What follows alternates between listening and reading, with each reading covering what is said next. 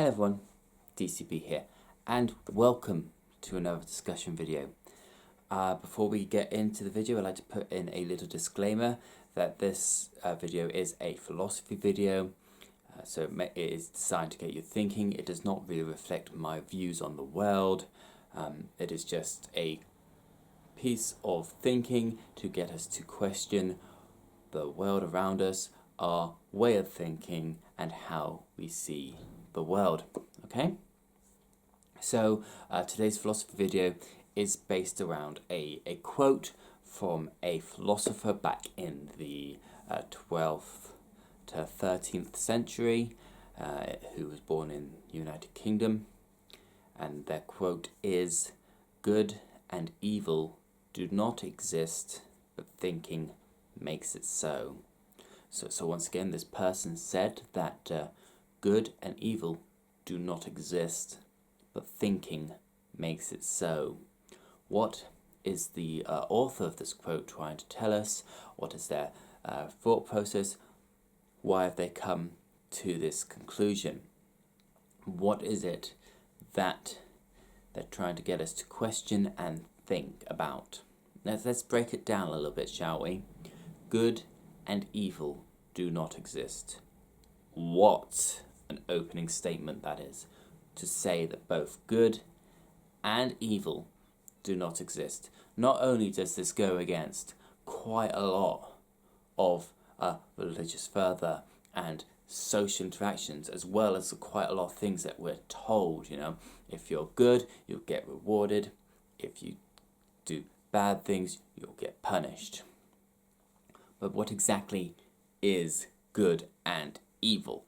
What is this person saying in that opening line, that good and evil do not exist? Maybe this person was looking at how we as humanity have separated ourselves from the natural order, how we think ourselves above nature. Because if you look at nature in its purest form, yes, there is predator and prey, there is death, there is birth, there is being hunted and fleeing from the hunter. None of that is done with malice, with evil intent. It is just that creature's way of surviving. When an antelope is killed by a lion, the rest of the antelopes do not see that lion as evil. And when an antelope kills a lion in defense of its life, the lions do not see the antelope as evil, and the antelope do not see the actions of that antelope as good. It is a weird concept.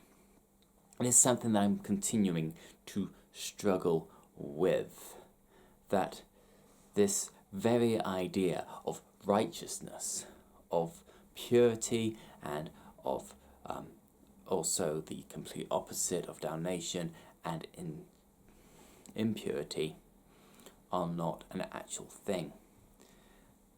But how can that be? How is it that we, as an advanced species, have these concepts? Perhaps that is why the author had also said that thinking makes it so. To say that we, as humanity, have created these concepts of good and evil by going out of our way to think up and invent newer and more creative ways of inflicting harm, pain, and misery on each other. And that can be from our words, from our actions, from our way of thinking of others. Yes, by the very way of thinking, we have created this stigma. Let me take you to the Crusades, way back when Christianity and Muslims were properly fighting in armor and swords and shields, way back to the 9th, 8th, 9th century. There's this thing you may have heard of called the Crusades, which was a pilgrimage to release the Holy Land from the infidels. and that if you fought and died in battle, all your sins would be forgiven and you'd be promoted directly to paradise. And if you lived, you'd be welcomed home like a hero and showered with treasures beyond your imagination. Now, it doesn't matter if you were a Christian or you were a Muslim, you were told exactly the same thing, that the Holy Land was under siege by these infidels that did not believe in your religion, and they were made to be evil, to be not human, to be not worthy of your God's praise, your God's blessing. Even in Hinduism, the act of reincarnation, if you live a good life, the next life that you would have would be a better, more easier life because of your actions in the previous one. If your actions in your previous life were bad and destructive, then your next life would be more difficult and you would suffer in that life. In Christianity, if you live a good life and you adhere to God's will, then when you die, your soul will be took to heaven. But if you went against God's will, your soul would be damned to hell. Similar thing with Judaism and Muslim and pretty much every religion there is. Your actions reflect how your soul is judged in the afterlife. This goes all the way back to the birth of religion.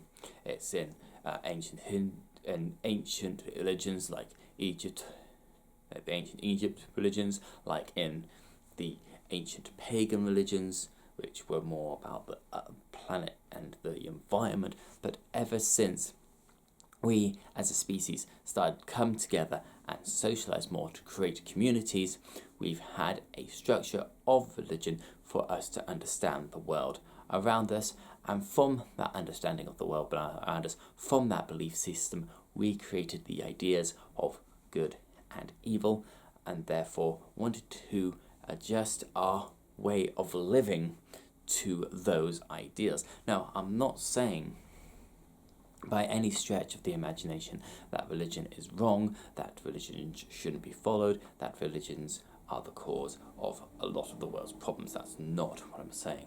I'm just using it as an example to underline or try to understand what this person said in their quote, why this person came to that understanding or to that conclusion that good and evil do not exist. Thinking makes it so.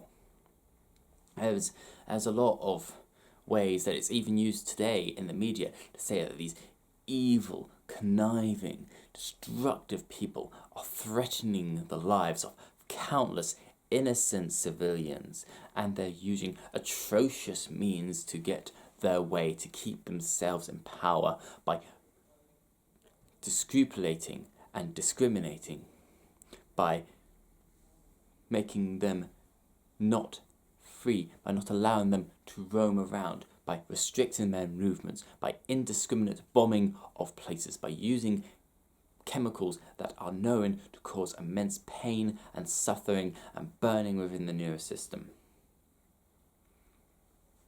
And it's also the opposite of when you're being fed something to make somebody else look bad.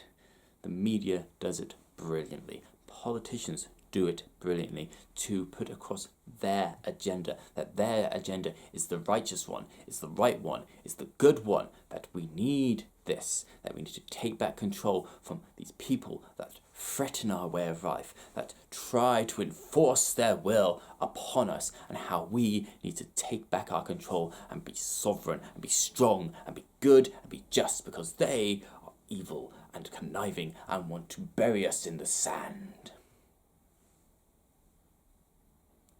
That is what I believe this person was saying.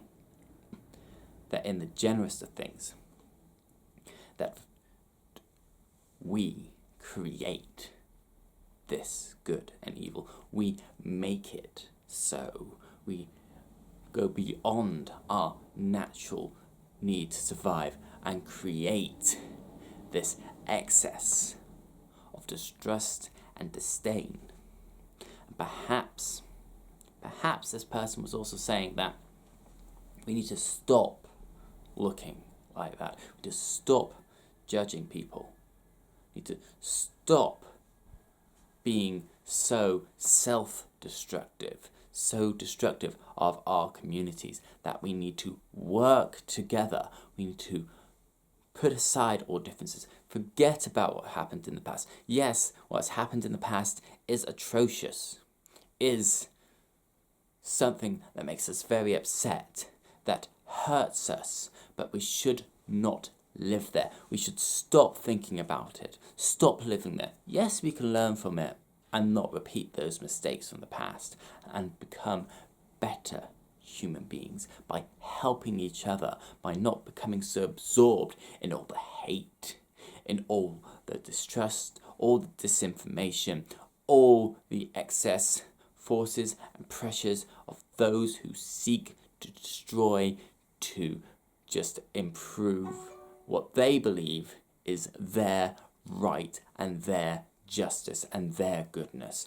And if you do not believe in the same rights and the same justices as them, then you're evil. That is it. That is what I believe this person meant when they said good and evil do not exist, but thinking makes it so.